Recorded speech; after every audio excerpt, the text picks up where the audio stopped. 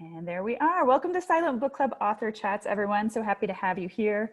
My name is Laura. I'm the co-founder of Silent Book Club. And with me is James Bostwick, author of Acts of Omission. James, thank you so much for being here. Before we kind of get into questions, I would just love to hear kind of more details about your background and your experience practicing law and kind of how that shifted into writing. Well, let's see. I've been practicing for over 40 years, well over 40 years, and primarily in the San Francisco Bay Area, although I do trials all over the country in various states, and I'm also a member of the bar in Hawaii. And I went to law school here in San Francisco, and I never, ever had any idea that I would be a trial lawyer. I was actually I was pre-med. My father was a doctor, my mother was a nurse, and I thought that's what I wanted to be. But when I was a senior, I said, nope, hate chemistry, not going to do that anymore. So I just took the LSAT on a lark, never really thinking I would practice law. Did well, ended up going to law school at Hastings because they'll let lots of people in Hastings. They just won't keep you there very long. And didn't know what trial law was, had no idea. Went to, in my second year, I needed to work because I was putting myself through school. So I went and sent out 150 letters to 150 law firms and got a few responses, and two of them happened to be trial law firms. Luckily for me, I managed to get a job in a firm that's probably, I later found out, one of the most famous trial law firms in the country. And my mentor, Bruce Walkup, was probably, I think most people would think, one of the top 4 or 5 trial lawyers in the civil trial lawyers in the country. So, and I loved it. I like medicine. There's a lot of medical issues with people that are injured. So it just was a natural thing.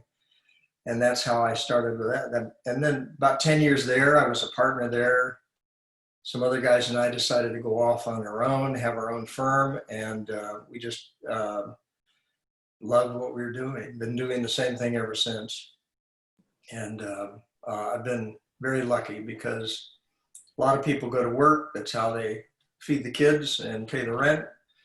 But I actually really enjoy it. And the more that I do it, the more I love it. I have no interest in retirement. I can't imagine what I would do. This is what I love. Maybe writing.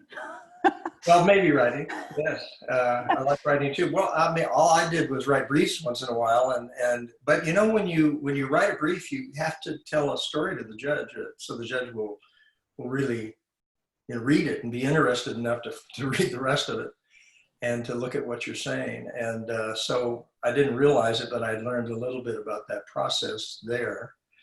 And then I started. I love to read. I'm a voracious reader. When I was a kid, I used to read 7 books a week because it was so hot where I lived that I wanted to be inside where we had a little air conditioning. Down in one of the worst COVID pandemic areas now in the state of California, down in the Imperial Valley. So I read, and I've always read, and I like legal thrillers. But I'm always a little frustrated by them because, while criminal law is a very important part of our society and we need to know about it and we need to be aware of what's going on there and they're fun stories, there's a whole other area of civil law that's very, very rarely written about, except, of course, when people make fun of ambulance chases and things like that. And ambulance chases exist. I mean, there are lawyers that are bottom feeders, but the overwhelming majority of civil lawyers out there that are working hard aren't like that at all. And so I thought it would be fun to read about that, and I never got to. And also the other thing that really bothered me is that it always so unrealistic.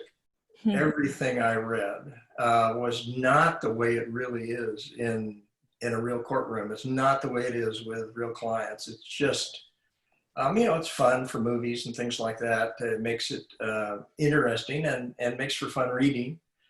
But a lot of the actual legal stuff was just not authentic. And that bothered me. And so one day my wife said, well, write your own. And I, what? No, I'm not an author. I'm not. No. I signed us up for a class. We're gonna write a novel. You're gonna write a novel, and I'm gonna write. And so we actually did go to a class, how to write your first novel over the age of 40, and sat in that class. And at the end of half an hour of discussions, the professor said, okay, now write the first paragraph of your novel. And I, like everybody else in the room, kind of gulped and said, oh my God, I really have to actually write something. And I did. I wrote a paragraph, and that paragraph that I wrote there is pretty much the starting paragraph of Acts of Omission. It pretty much is the same thing that I wrote that day in class. 28 years ago, by the way. 28 Wow. years ago. Yeah. So this has been percolating for a while. My 28-year-old daughter was a baby, and she went to bed early, and we ate early, and so I wrote in the evening. Then our next daughter came along, and she wouldn't go to bed, and that was the end of the writing for years. That's an interesting story too, if anybody wants to hear about it, how that all, changed and what happened. I'd love to kind of bring in some of the questions that we have from our group. And so I think, you've started talking about your process. Anne-Marie from New Jersey was curious, do you lay out your plot start to finish or advance? Did it evolve organically, or kind of like, how did that happen for you? Most people, I think, from talking to other authors, and I think a lot of people work from outlines. A lot of people work with things like that, and I never have. I don't work from an outline. It just seems to flow out of my fingers and my head, which is kind of weird. Now, that's a little bit misleading, because the bottom line is that I was writing as a structure, as a skeleton. I was writing about a case that I tried back in the 80s. And so I did have some structure, because I knew the clients, I knew what they were like, I knew what the issues were, I knew what the case was like. And of course, the story is a very, very highly fictionalized version of all that, but I had the bones of it in that case, so that in a way there's sort of an outline. But a lot of people work, know where they're going with this and when this is going to happen. That I didn't. I found that it had more spontaneity if I just sat down and wrote. Although what I learned to do when I would write each night, because I had to do it every night. I would have a night or two I would take off, just because you have to take some time off. But for me, it has to be a habit. And so I would actually go up and I would read what I'd written the night before, and I'd start editing it, because of course you thought it was brilliant the night before, and when you look at it the next night, it's not, and it needs a lot of work. And so I would start working on it, and I'd think of new things, and I'd work on things, and then I'd get to the end of that, and then the juices would be flowing, and that would allow me to just flow right on to writing for an hour and a half or 2 hours, new stuff. And then, if I didn't run down to show my wife what I'd written, then the next night I would go through that same process. I'd start editing that, and I'd come back, and that seemed to work for me. I'm not sure whether other people do it that way, but that became a habit that worked pretty well. Yeah, it's interesting. One of the readers, Adam in California, was curious about rituals you had around writing, and it sounds like just the whole process was a bit of a ritual. Was there anything else that you would kind of do regularly, or maybe if you got stuck, that would kind of help you get unstuck? Well, if you get stuck, sometimes you have to take a break. You know, you have to move away from it. But what I found mostly is I didn't let myself get stuck. What I did was I made myself just start writing more. And because you can block, you can just stop writing. You can have the ideas seem to stop. And I think you can, for me, what I could do is I could overpower that by just making myself spit some more stuff out. And pretty soon I would get over that, whatever that little block was, and other stuff would start coming out, and I'd be off and running again. And then I could go back and I can smooth that area out and I can work on it. Because you can always come back and rework things.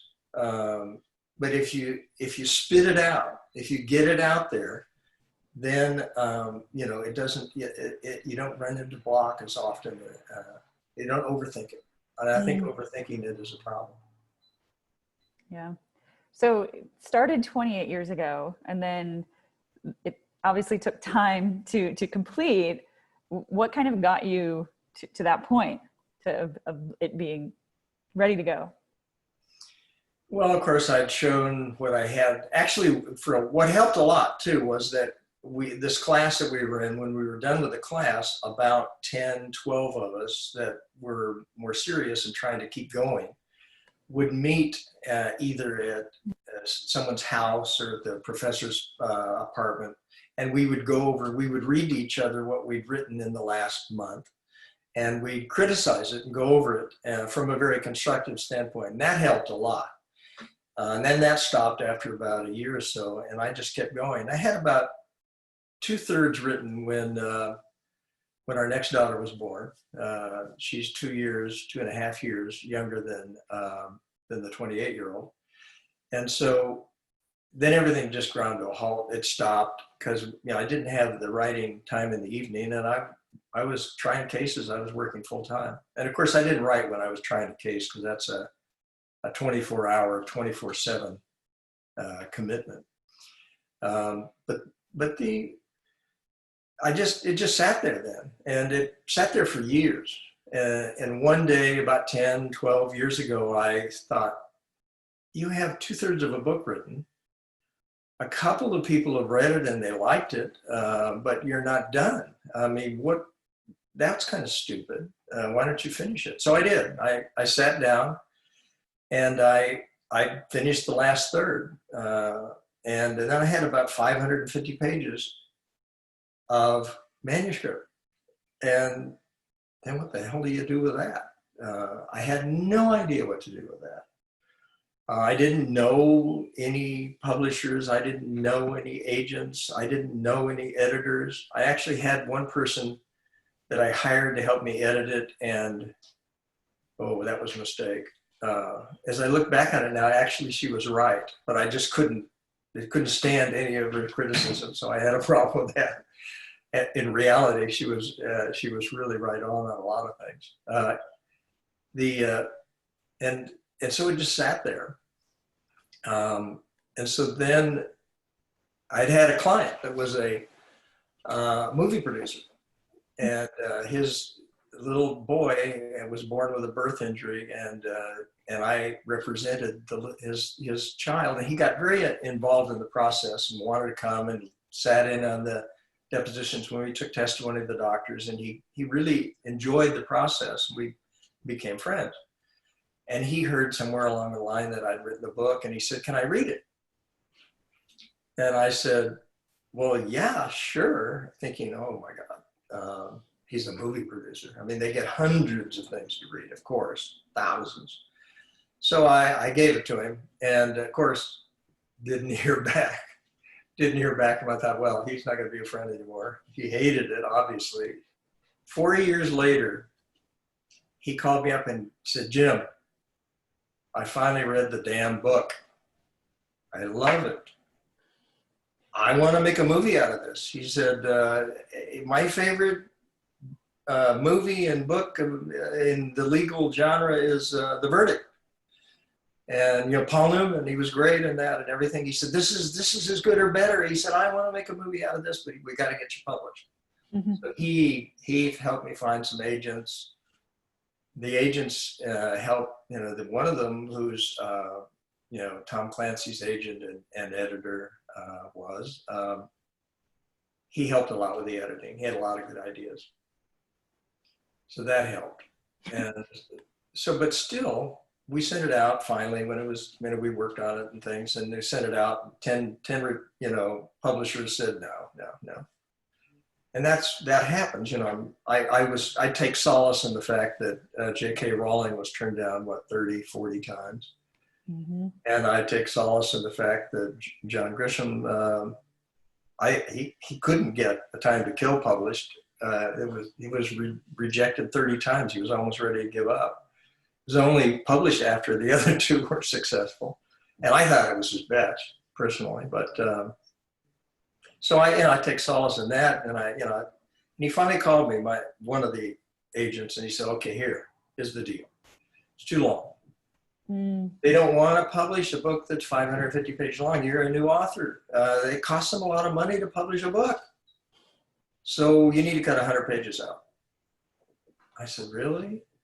Because when you've written it, it's perfect, of course, right? I mean, it's my baby. He said, yeah, I know. You got to kill your baby. It's hard to do, but you got to kill your baby. I said, I don't know. And he said, no, you just take a new look at it. And he was so right. It was the best thing that had ever happened, because it wasn't perfect, and there was a lot of fat in it, and there were things that didn't need to be there. And when I got done cutting 100 pages out of there, the whole thing just started so much faster. It just got going. And the other things that I thought were wonderful, little vignettes and scenes and chapters, they didn't go anywhere. It was just fun for me. But they didn't bring the reader along. And so that made a huge difference, I think. The next publisher that he showed it to grabbed it. So that was a real interesting experience. And it taught me a lot about this whole process. You do need to really be thoughtful about what you include at the end. You can edit, you can change it, get it out there, and you can take it from 550 to 450 or 400.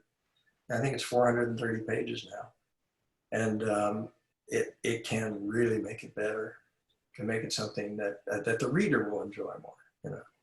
Well, and I wonder if the expanded version will be something of interest to perhaps the actors, or the people who inhabit the characters. If so, is that happening in terms of the film? Oh yeah, that we have a screenwriter. The movie producer is really off and running. We have a great screenwriter who's done a lot of really big works. I'm not going to say who at the moment because things aren't tied down totally yet. That's the way it works in Hollywood. It's a very interesting place. I'm learning a lot.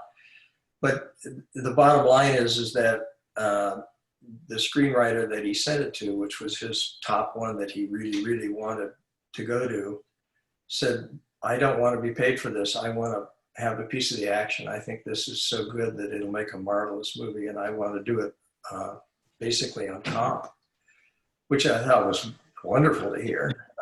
Number one, we didn't have to put together a group of people to invest in the screenwriting, and number two, that meant he really believed in the project. So that's in process, and when that's done, then we go to a studio and all that. And right now, of course, it's a different world for the movie industry and all that. But the interesting thing is they're looking for content, because there's so many people coming in with streaming and all the things. I mean, our world is changing. And so that world is changing too. And nobody could make a movie right now anyway. So it's a good time to be doing the screenwriting. Yeah.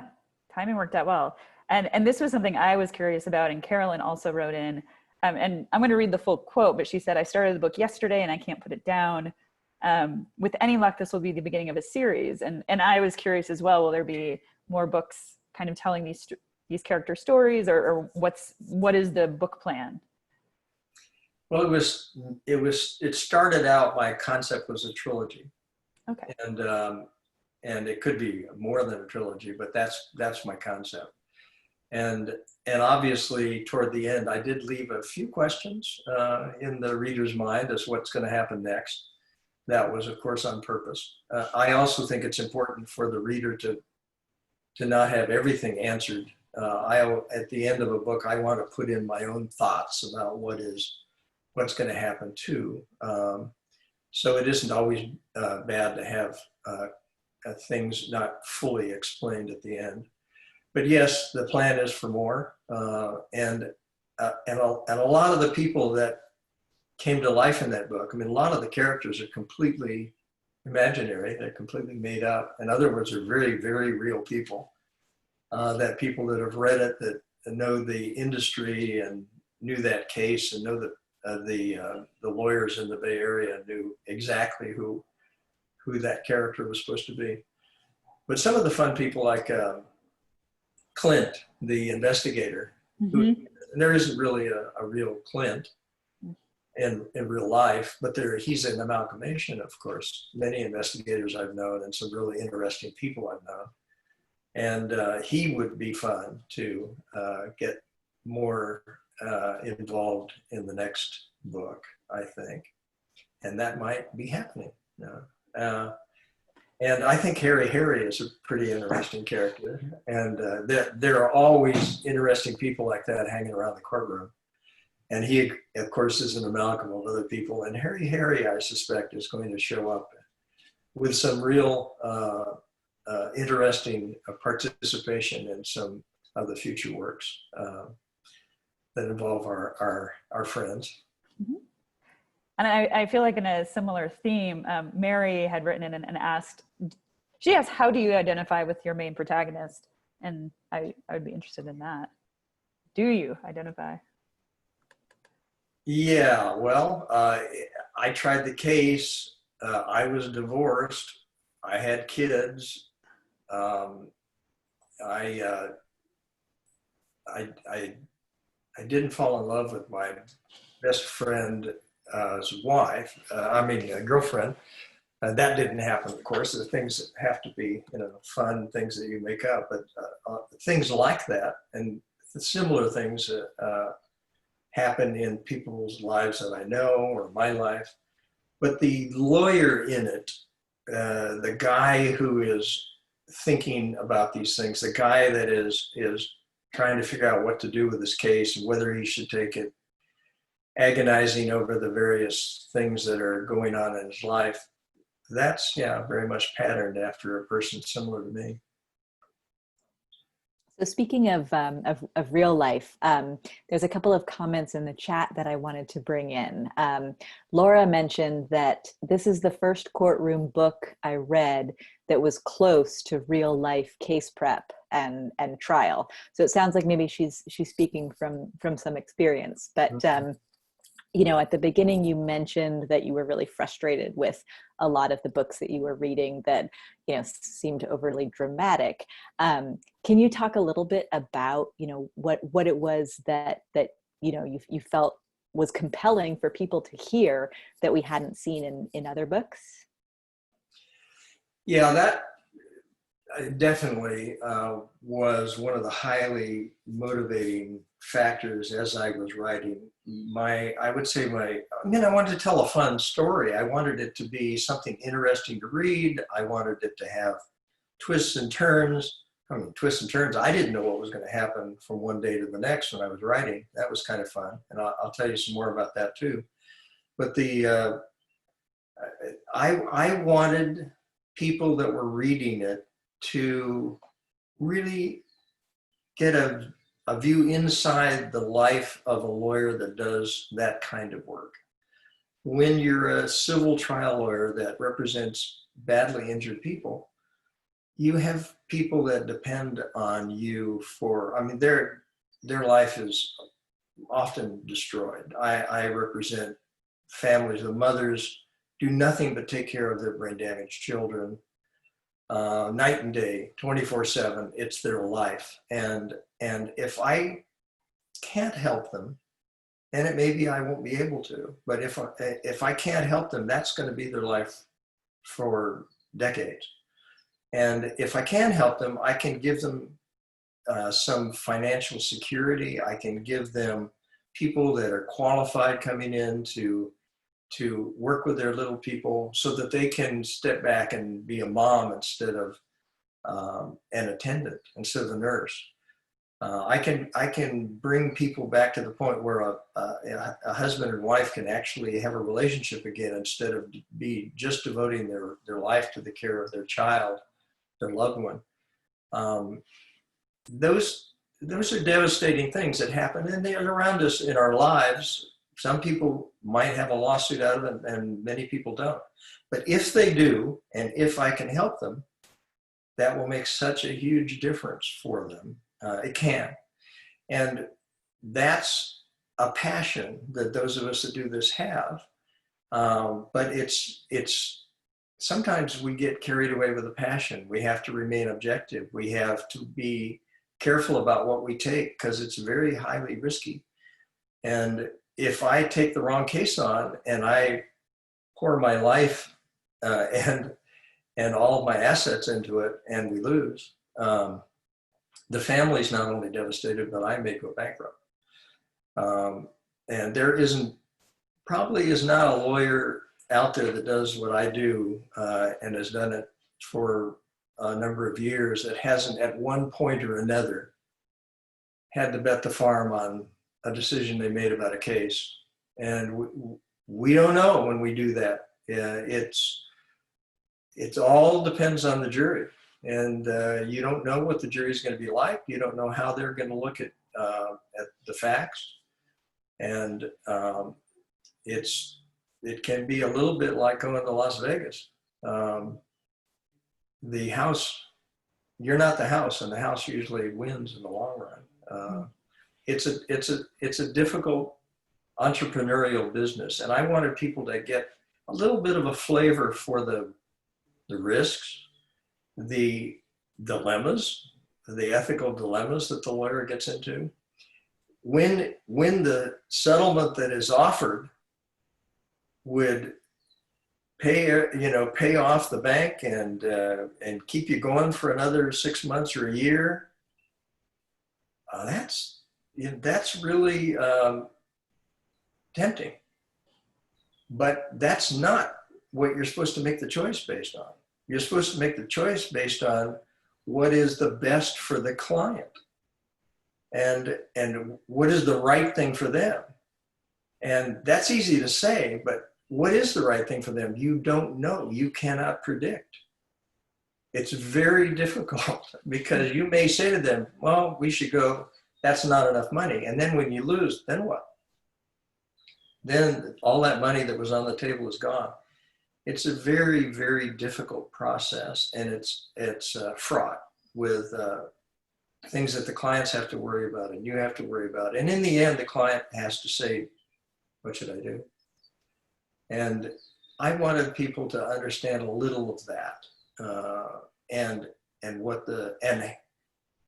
put that together with the everyday process of how you prepare a case and then how you try the case and what happens with the judge and what happens with the other lawyers and what happens in your life, because your life goes on while you're preparing and then trying a case. That's what I wanted people to get a flavor of. I mean, I think that comes through. There's a few other questions that came through that are really specific about, again, sort of how your legal expertise is really brought to this and how it's framed with the profession itself. And Marie from New Jersey, she says, and it's interesting, I feel like a number of people who have engaged with us around this are lawyers. She said many young lawyers who want to become litigators are thwarted by the high percentage of cases that settle. Have you seen a decline in the courtroom skills of young attorneys due to so many cases settling? Yes. The bottom line is, unfortunately, the answer is yes. Because nowadays, it used to be, when I started, before I even got my bar number, I was assigned over 100 cases that I was working on. And when something needed to a lawyer, I would run down the hall and get a lawyer to go take the deposition because I couldn't do it yet because I wasn't admitted. We were we were thrown in the deep end, and we had to learn to swim. And so we got to try a lot of cases in those days. And of course, the defense lawyers tried way more cases than we did. Because if you chose your cases carefully, a lot of them did settle. Nowadays, the courts seem to really, really think it's important to get everything to settle. And settling is good because then at least you know where you are, you know what you do have, or you've eliminated the risk. But the judges don't know how to try cases because they are not trying that many. The young lawyers don't know how to try cases. There are a lot of good webinars. There's a lot of good things to watch on how to do it, but there's nothing like going out there and being in a courtroom and looking at a witness and thinking, oh, I have to ask that witness questions, and having the defense lawyer object and you not know what in the world the objection is, and the judge sustains it and you don't know what to do next. That's how you learn. I mean, it's scary, but I mean, I remember when I was asking a question and the defense lawyer said, objection, foundation, judge said sustained. I had no idea, so I tried it a different way. Objection, foundation, sustained. And luckily, the jury felt sorry for me. That works too, A young lawyer does get a few breaks that lawyers that have been around for a while don't get. But yes, to answer the question, it's tough to get experience now, good experience. But you need to pick your cases very carefully, and then go out there and prepare very carefully and talk to everybody that's done it before and learn as much as you can. Take advantage of every opportunity. Not easy. Sort of a corollary, we had, just talking about the legal profession and what's going on. And we chatted before, you had mentioned that obviously things have changed in 2020 dramatically. I mean, things have changed dramatically for everyone, but I would love to hear what you've seen in the courtrooms and what shifted and what's happening and how that impacts cases and defendants or who's at trial. In the pandemic? Mm-hmm. I haven't been in a courtroom since March 16th. I haven't been I've only been in an office once since March 16th for one mediation they wanted to do in person, and everybody wore a mask so you couldn't see what anybody's expression was. Didn't matter because my clients and I were together in one room and the other people were in another room.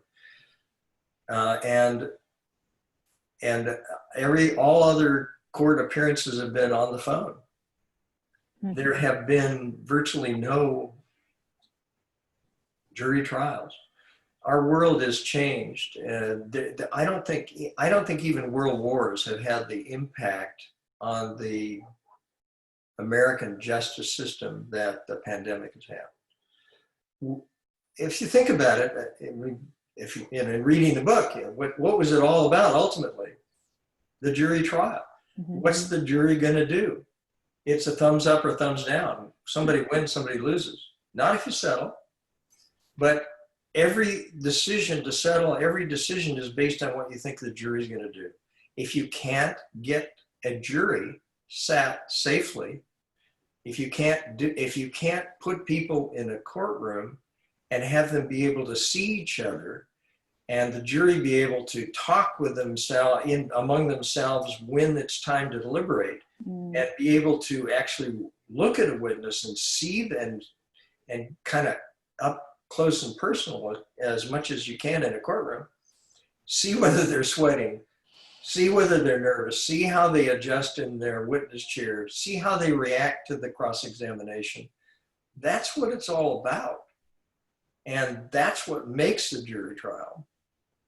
That's what we're going to be losing if we do this by video, if we do it by Zoom, if we do it by jury in one room and witnesses in another and the judge in another room and everything sterile. TV is a trial. TV is not a real jury trial. And we have a right to a jury trial under the Constitution. a lot of us feel that, well, we all know a lot will be lost. A lot of us feel that it really won't be a jury trial if we have to do it that way. I say, let's get a big tent and put it in the park and have everybody get, wired up so we can all hear each other, and try the case in the tent where we got room to spread out. Put shields on witnesses so you can see their faces, not masks. We're going to have to do things like that, I think. And I'm not sure when we'll be able to do that. And I think all of us know that whenever this ends, it's not going to be back to normal. It's going to be back to a new normal. Mm-hmm. And the new normal, who knows what that will be. Just to jump in, because I'm curious, and we have an expert here on the hot seat. Now, are municipalities and cities like thinking or talking about plans like this, or thinking about what the potential is? Like, have you heard from the court system, what different scenarios might look like? Just curious. Oh, I've heard about 100 different scenarios. So many different scenarios. The trouble is that each county has their own system and they're going their own way. There's a lot of inconsistency. Some counties have declared sort of a moratorium on everything. Some of them have stopped all the jury trials and they're going to talk to you later whenever they can go back to talking to you. Other ones have just moved everything down the line so nobody has lost their place. There are a lot of ideas. I think moving everybody down the line is a good idea, but it's not consistent. It should be the same everywhere. In California, our governor and our Chief Justice of the Supreme Court need to get together, and they need to tell the rest of the counties what they think they should do to solve these problems. If we have to, we need to maybe use 2 courtrooms. Maybe we have to, pick a jury in an auditorium where enough people can get in, and we can have part of the people watching on, while we pick the people that we're actually talking to. Once we have the jury, we're going to have to use the whole spectator area, but it has to be figured out, and it has to be dealt with. And I think it has to be dealt with on a consistent basis. I think people understand the importance of the system, and most people will come back and will actually do their duty and be on the jury. I mean, we all say, oh, I don't really want to be on the jury. I'm busy. But in reality, we all know that it'd probably be one of the best experiences of our life. I'll never get to be on a jury because nobody would ever have me, but I'd love to sit on the jury. And so the question is, who is going to come in and sit on a jury? If they're just the people who don't want to wear masks and who don't believe in the COVID-19 is anything but a hoax, I don't know if I want those people on my jury. And if they're people that are worried about it and understand it's a risk and want to be protective of the people around them, those people may not want to sit on the jury, and they may be the better jurors that I would think anybody would want. I don't know. There are a lot of problems, but to answer your question specifically, everybody's going in about 100 different directions, and that needs to change. Yeah, I'm here in Colorado, and I got called for jury duty in a couple of months, so we'll see what happens there, but I'll report back because it's of course different here where it is from you. Thinking back to in-person events, Dan is wondering, what do you miss most about in-person author and reader events? Oh, well, the thing I don't miss about it is I have to wear pants. Here I didn't, in reality, there's nothing like being, you can see me and I can see some of you, but there's nothing like being in a room. I'm a trial lawyer, I like people. I like to interact. Actually, it's crazy to say, I'm a trial lawyer, and I'm actually a pretty shy person. And I've made myself do this over the decades, but it's been a good thing for me. And I like people. I like to look at them. I like to interact with them. I know there are people out there, but I can't see you. And I'd like to be able to see you, and I'd like to see your reaction when I say something. I'd like to see the smile or the frown. I'd like to see you squirming in your seat, whatever. If I can't see that, it's not the same. And so I don't know that I'm really communicating adequately without being in person. And it's not as much fun. We're a social animal, human beings. We're all very social. And Zoom is fun. And I've had a lot of fun Zoom conferences and things, but we're missing out. And I like being in a bookstore, for example, where there are books all around. I mean, I love books. I love to look at them and feel them and touch them. And I like the feeling of everybody around looking at books and listening and then sitting down and talking. I miss that. Yeah, I mean, everyone on this call, I'm sure, agrees with you in missing bookstores. There are voracious readers in this group. You touched on this a little bit, but coming from a different take, Carol from Indiana was curious, what's a legal concept that non-lawyers misunderstand the most? And I think especially in regards to kind of civil trials, that'd be interesting to hear. Well, I could make a list of 100 things, and it's really hard to choose. The stuff you see, lawyers that try cases, you just shake your head. When you see the judge do things and you see it, well, I mean, in a movie, for instance, my book is 450 pages long. The trial that I'm talking about was 9 weeks. 9 weeks. Cutting that down to the last third of a book was extremely difficult to still to have enough detail in there to give you a sense without exhausting the poor reader. For a movie, so many of the scenes are going to have to be cut out. There can't be a kayaking scene or things like that. I mean, that can't happen in a movie probably, and that's too bad. But it's going to have to be a lot different. Well, so I understand that when you see a movie or you see a TV show, it has to be different. But I think the thing that I would pick on the most is when you're a lawyer and you're cross-examining a witness, you have to use questions. You have to use questions and you have to listen to answers, and the defense lawyer gets to object. And the judge does run things, and you have to do it the right way. You don't just stand up and start arguing your case, which I see so often.